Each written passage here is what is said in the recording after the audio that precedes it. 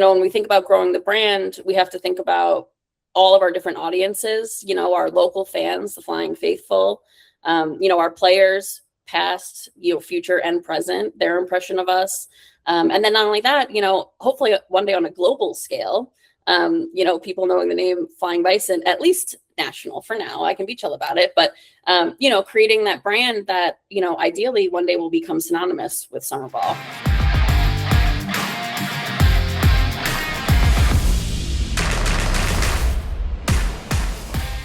And welcome into another edition of the Bison Bulletin. It seems like it's been forever since we've gotten to talk. We last talked with Dylan Lee, the assistant general manager, but now we've been going around all these different corners, right? The coach's corner, the commissioner's corner. This is, I guess we can call it Cat's Corner. This is a Cat Duguay yap session, if you would. And that's one thing that our vice president, she wears a lot of hats. She's going to tell you about all of them here in a second. But let me just introduce first Vice President of the Abilene Flying Bison, in charge of Director of Marketing as well, is Miss Cat Duguay. Cat, how we doing? Hi, James. I'm good. How are you? I'm so excited to be back and to be on the other side of this whole thing.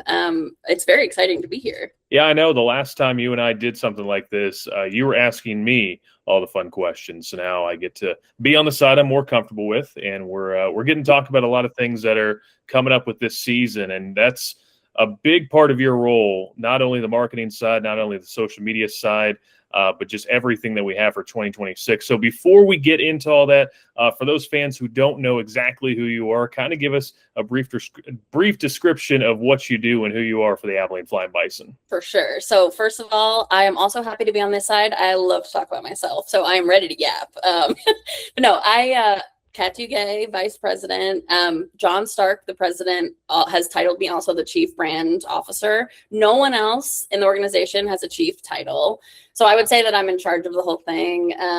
But no, I mean, Vice President is a good catch-all for, all of the hats I wear, I guess, which is perfect because we do have a lot of hats around here. But I mean, I would say definitely at the top of my responsibilities are social media, marketing, content creation. I protect the brand integrity with my life. I'm insane about it. So that's definitely up there. But, I think that you've probably also seen this too, that working in the front office, you kind of have to hop in and help wherever you're needed. So, I mean, mostly I stay away from game operations, like how they play the game, because no one wants me around there, rightfully so. So really anything else, I'm willing to help out however I can, but I typically stay on, kind of like the fan engagement side and that type of thing. But, I am not from Texas. I don't know if for those who don't know, I don't know if you can tell immediately by like looking at me and listening to me. Everyone can seem to just tell I'm from the North by looking at me. But, I got connected with the team because I've worked with the owner, George Lesmeister, since 2019. And he called me up one day. I'll never forget. It was Friday afternoon. And I was like, hey, do you want to like just help me with this baseball thing that I'm like kind of starting? And, fast forward 2.5 years, here we are getting ready for season 3 of Flying Bison Baseball. It's crazy. I know it's insane to think of everything that comes up and to getting to where we are today. And I think it goes without saying when it comes to the front office and everything that we have going on, Kat, you are the heartbeat of that front office. And I don't know if this organization runs the way it does if we don't have you to be a part of it, to do all the things that you do, because it's not just one thing. It's not even just 5 things. So we are, I think the front office, everybody knows we're greatly appreciative of that. Oh my gosh. Okay. Well, you didn't tell me you were going to say something so nice to me on camera. What if I started to cry? It's a good thing I cried last night to something silly, but no, that's really sweet. And I really wear that with pride. I mean, it's hard because I'm not with you guys all the time. And staying connected, not only for myself, but also for the team. So you guys never feel like I'm, too far away, just, 1,100 miles or whatever the distance is from Abilene to Chicago. It's really important, for me to be there as an extension for everyone, whenever they need me. And James, you know very well how much we stay connected in the front office. So I really appreciate you saying that. It means a lot to me. So thank you. Without a doubt. Couldn't be said better in the way that I think all of us feel in the front office and with the fan base too. But we now go into looking at this 2026 season. It's going to be here before we know it. We're basically in the sprint to opening day. We're going to start off on the road in Louisiana too. That's going to be quite the drive, but Mhm. it's going to be a fun one at that. So a lot to look forward to there. Kat, from your perspective and how this offseason has gone, what have been some of your key takeaways in getting ready to an eventful 2026 season? I thought that the preseason, getting ready for season one, was going to be the most insane year of my life. First of all, I was, learning just more about baseball, which is a crazy way to start out this career. But, we just had to get a team together out of nothing pretty much. So I figured after year one, it's just all going to be more chill. And it hasn't been, but in a really exciting way, because, every offseason we have the opportunity to get bigger and figure out more and more, how we want to carve a name for ourselves in summer ball and just baseball in general. And so this offseason in particular, I feel like year three, we're really coming into the feel of, exactly what we want the brand to be, what we want the fans to expect, how we can become synonymous with the community in Abilene. And so those are big things we've been focusing on in the off season, is where we can partner more with people. What else do the fans want to see? What have they enjoyed for the first 2 years? So there's been a lot of, brainstorming and growing and leaning into some of the things we know the fans like, for example, the Prairie Dogs uniforms. We arguably go a little crazy with it. And I think, because we realize people like kind of that extra-ness of us. So, we reflect a lot on the past 2 years, but we think about, where the brand is going to go in the next 2 years. And we're kind of in that sweet spot of, keeping up with some of the traditions we've created the past 2 years, but also, shaking things up so fans never know what to expect in an exciting way.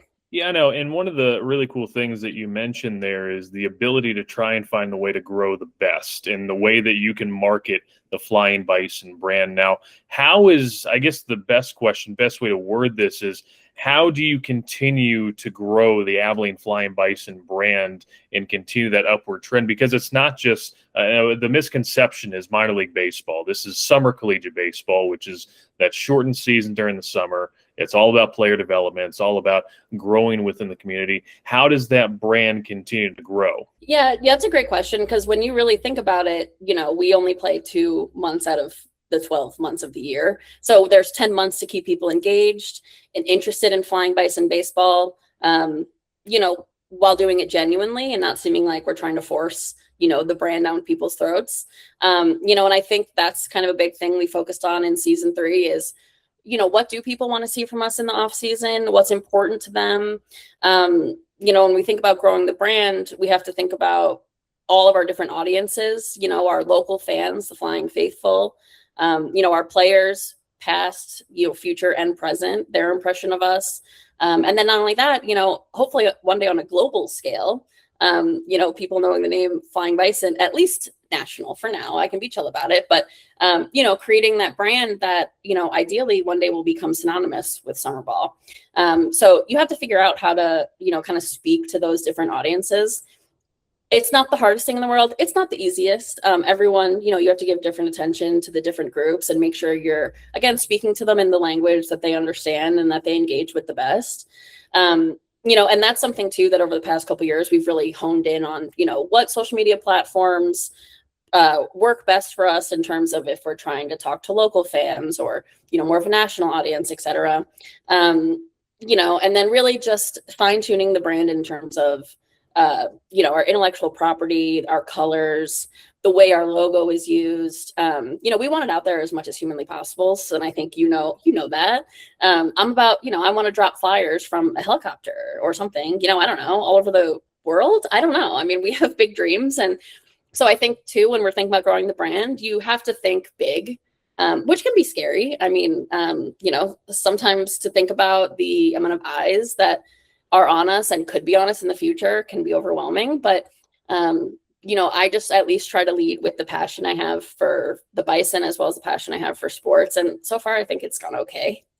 Yeah, and I think when you talk about that brand, only 3 years in, there's a lot that people are interested in, right? People that don't just, our Flying Faithful that we have here in town, the Flying Faithful that are outside of the big country and outside of West Texas that still come on out and support. That's always really cool to see. So it's cool for me seeing that. Now we're going into my second year of getting able to broadcast it. So there's a lot of fun behind that. Now, I want to jump right into this topic because, again, you're the head of our social media, and you'll do this often and basically say, hey, it's me, Cat, talking about this. Like, you are talking from you. Like, but you break that fourth wall. It's fun. It's something that, you don't see a whole lot of social media accounts do. But one of the things you had posted is information regarding tickets. Something is coming up soon. What can you tell the fans that are eagerly waiting about news like that? Well, first of all, what I can say is I know that this season, or this off season, excuse me, has been a little bit different than our past 2 seasons. If you've been around with us since the beginning, you might be thinking, that the tickets are being sold a little bit later than normal. We have so many exciting things going on in the off season that unfortunately I can't spill right here, although I would love to.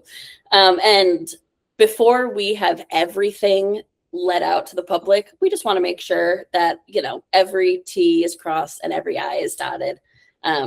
That we have all the bison in the herd, if you will, ducks in a row, LOL. And so in the next 2 weeks, we plan to have all tickets on sale, season tickets, single game tickets. Our ticket books are back. Don't worry, we already have them. So within 2 weeks, we want to have every single thing available to you guys, because as you're watching this right now in the newsletter, it's, 9 weeks until opening night. So we know how close it is. And I promise for you guys, it feels soon. For us, it feels like it's tomorrow. So within the next 2 weeks, we want to have everything available to you guys. And that way, we can really start marking those calendars down. Yeah, that has been, for me personally, going out and talking to a lot of businesses and companies and just people calling me. They've been saying, that we're so excited for the season. We want to know more, but there's so much going on, trying to get everything put together. So we'll wait a little bit longer. I think it's worth the wait. I think all the things that are being created are going to be worth the wait. The front office, we're all doing a lot of great things to make that possible. So very eager to see. So fans, please just stay patient with us at the moment. Kat, we look at obviously the promotions. Those are the big thing that it's a big appeal. And I think we do that on a very great scale. And the way we bring promotions and put them in fans' hands, we release the schedule, we release some information about some promotions, but we're partnering up with companies. That's another aspect of this. We partner up with local companies in doing a lot of cool things. Can you talk about some of the companies that we're partnering with in terms of promotions this year? Yes, of course. And that's one of my favorite parts too about not being a local person, is getting to know these local businesses on a closer level than I would have, just by being a customer or supporter. And so there's a bunch there's so many, and I'm sorry in advance for people that I'm probably going to leave out by accident, but one of them, Bahama Bucks, they have been, I would say a best friend to us since our inception. They sponsor our Hawaiian shirts. They also sponsor Christmas in July, where we do a fun snowball fight. Fun fact, first year I did it on the field, wasn't supposed to, didn't realize that, almost got in trouble by John, rightfully so. But I played it off with a charming look from across the field, and we were fine. Bahama Bucks, we love the Hawaiian shirts. I know it's a big one with the fans. Western Bank, bobblehead sponsor. We've seen the Riley Hood bobblehead. Maybe the best thing we've made so far. That transition video I made of his head, real head turning into a bobblehead, I'm done. That's the best thing I've made in my life. Frontier Texas is sponsoring a beach towel this season, which is the first time we're doing a beach towel. So it's a brand new giveaway, brand new sponsor for it. We're super excited to see that. You've seen the design. I think the design is pretty cool. I think people are going to like that one. Buffalo Wild Wings, brand new thing we're doing with them as well too this season. We're doing a coaches show starring our very own James Riley, the voice of your Abilene Flying Bison. Oh, I'm going to be there watching and clapping quietly. So they're sponsoring a coaches show for us, where you can see all season. Clear Fork Roofing, they have done our giveaway hats. This will be the second season we're doing with them too. So, we've been really lucky to work with businesses who believe in the Flying Bison mission and are also just huge supporters of the community, right? At the end of the day, that's what these partnerships are about, is working together to uplift the community, provide great experiences for the fans, and, support each other. And I think that we've been able to do that so far pretty well. And I think, what you guys in the front office have been doing in the off season with these partnerships has just brought us leaps and bounds further into, where we are now with them. So some really exciting giveaways. Like I said, I'm definitely missing a couple people, but, having people that support us in doing these giveaways is amazing, because we know how much the fans appreciate them and that it's a big, draw for the game. So I'm really excited to see some of these in person too. I mean, I haven't even gotten to bobble the bobblehead. So I'm looking forward to that.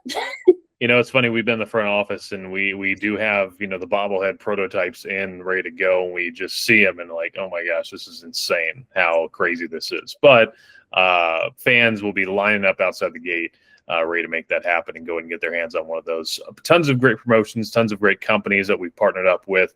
And again, you mentioned the event with Buffalo Wild Wings. That coaches show is going to happen 4 times throughout the summer. Live coaches show. We'll have coaches, players. Kat may make her appearance. She said she's going to be cheering from the crowd, but she may be at the very end, just kind of helping me fill time. But it is what it is. We're going to have a lot of fun with that. We're really excited to partner up with Buffalo Wild Wings on that. So that brings me to one of my next questions. We talk about events. We run, I think, one of the biggest events as far as summer collegiate baseball goes. I'm going to go ahead and claim that title. It is the Bison Bash. We had Bison Bash 3 this year. Kat, we haven't gotten your overall opinions. You were a huge part in planning everything that we did. What were your summer overall takeaways, and what did you really like to see out there besides the Flying Faithful showing up and showing out? Oh my gosh. I mean, first of all, the fact that we've done 3 of these Bison Bashes and they've gotten bigger and better every year is like a testament to just every side. The fans. I mean, I'm going to give us a little shout out too. I know how hard we all work to make sure the Bison Bash is what we want it to be. But without the fans showing up, it wouldn't be the Bison Bash. And I think the 2026 Bison Bash, best one we've done so far. I think the excitement in this offseason feels bigger than our past 2 seasons. And I think, kind of again speaks to the establishment, if you will, that we have in the community.